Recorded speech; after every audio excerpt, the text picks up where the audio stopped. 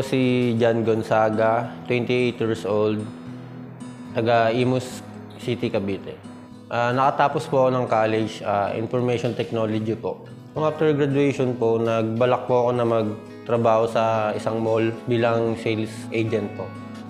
So yun, nakapasok ako noon ng isang linggo lang kasi dumating yung pandemya noon. So ayun, napahinto kami hanggang 2 taon, hindi ako nakapagtrabaho noon. Hanggang sa naisipan ko na maging delivery rider.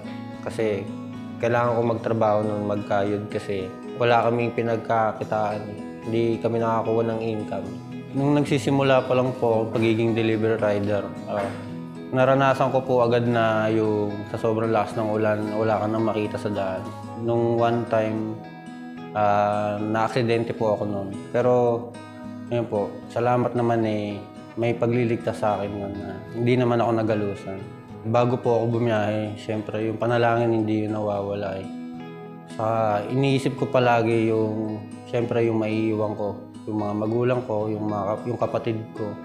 So, ayun po, lagi akong nanalangin sa Diyos na dapat laging mag-ingat kasi hindi natin alam yung nasa daan Kahit nag-iingat ka, yung ibang tao naman ayun, hindi sila maingat. So, pwede kang ma-aksidente anytime.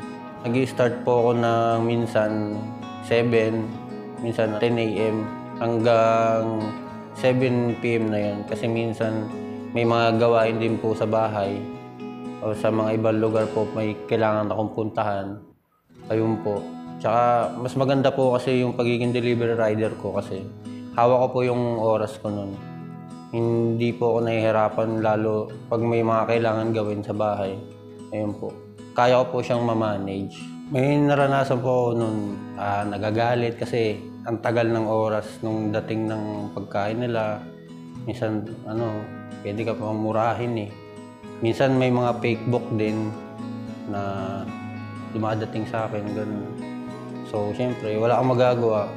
Pag may mga ganun problema po, ano na lang po kumbaga titiisin mo na lang din Kumbaga, kung meron mang nasayang na pagkain dahil di tinanggap ng customer,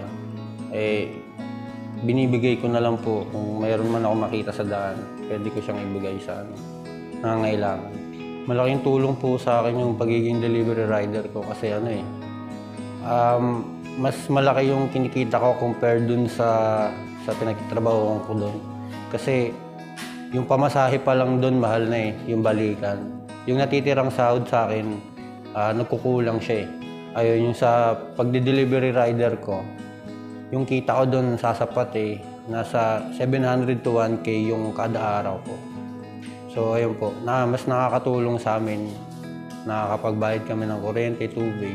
Yung iba po kasi, ang tingin nila sa pagiging delivery rider po mababa. So, hindi po ako nahihiya sa trabaho kasi marangal po yun Nagtatrabaho po ako ng malinis. Tsaka malaking bagay po yun yung magsimula ka sa baba.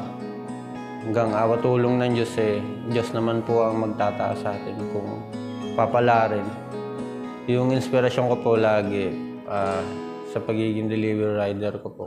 Siyempre una po yung Diyos Kasi lahat po ng bagay talaga dapat una ang Diyos. Pangalawa, yung magulang ko na kaya po ako nagsisikap magtrabaho para kahit paano po makatulong din po ako sa kanila. Ang may papayo ko po sa mga kabataan, bilang bata pa tayo, tulungan natin yung ating sarili na maging responsable. Kasi yung utos nga ng Diyos na dapat tumatalima tayo sa ating magulang.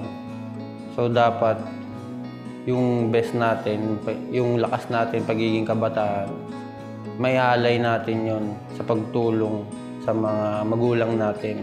Siyempre unang-una sa Diyos. Ipagtiwala sa Diyos ang lahat ng ating ginagawa. Lakipan natin ng sipag at tiyaga. Laban lang.